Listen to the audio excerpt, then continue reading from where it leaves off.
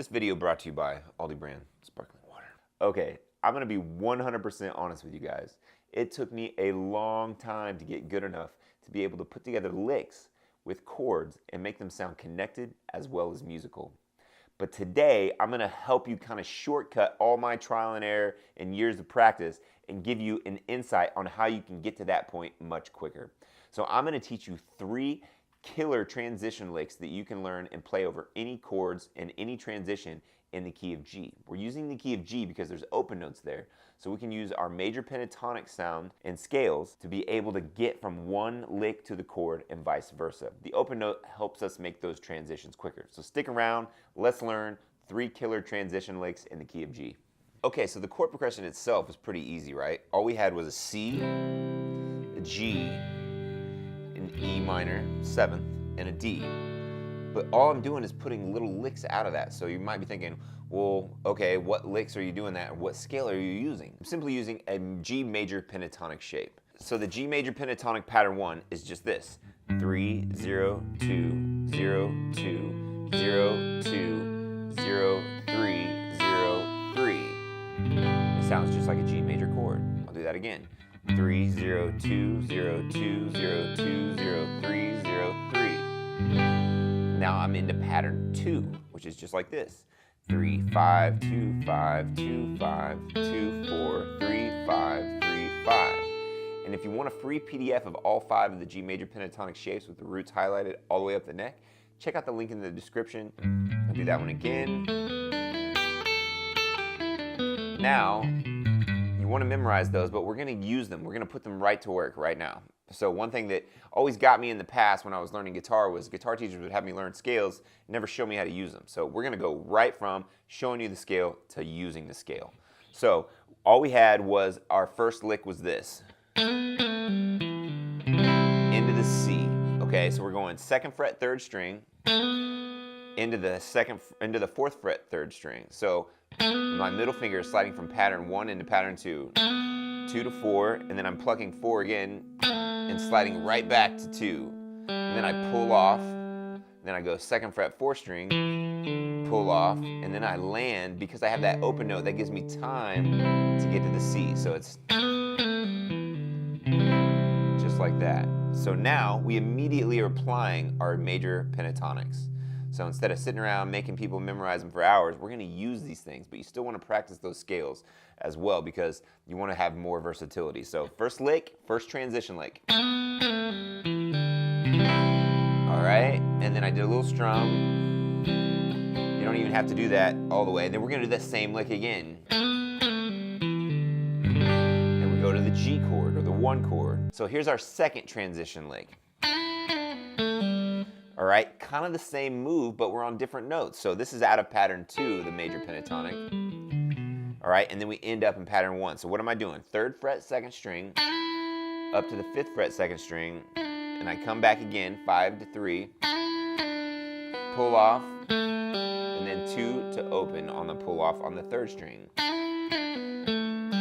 Just like that. So I'll do that again, slow. That because I'm going 2 to open there, I have another easy-ish transition to my open chord, E minor 7th. So first transition lick to the C, or C major right here. Second transition lick, and you can hear how it fits perfectly. So our third transition lick is a double stop lick. And what we're going to do is we're going to be in pattern 2 of the major pentatonic. We're going to bar our index finger on the 3rd fret, 1st and 2nd string, all right? We're going to strum just those 2 strings. We're going to hammer on our ring finger to the 5th fret, 2nd string. But you got to make sure you arch up that ring finger because when you do that, you get to hear both notes ring, and that's the whole point of the double stop lick. I'll do that again. We're barring here, and we're going to hammer our 3rd finger onto the 5th fret, 2nd string. And then I come back and play just 3 and 3 again on that index finger. And then I go 4th fret, 3rd string, middle finger, slide to the 2, and I pull off to that open G, and I land on the D chord. So that transition lick is this. Just just like that, and then it starts over. So, first one, we're gonna do that one again.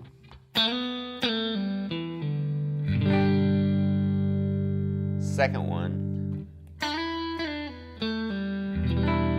I'll play that again.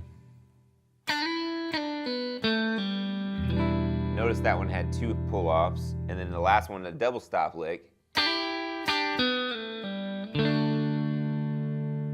And then it ends with the first one. So now here's another cool thing that you can think about. These transition licks are killer because they can also be played over any other transition within that key. So any other chord transition within that key. So you can go just like we did before, but you could do that in between the E minor. Right? You could do that between the D. You could do that between the A minor, which is in the key. It sounds awesome.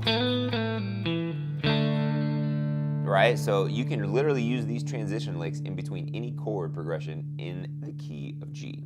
Here's the other one. I can do that in between any of them. There's the A minor. There's the C, G,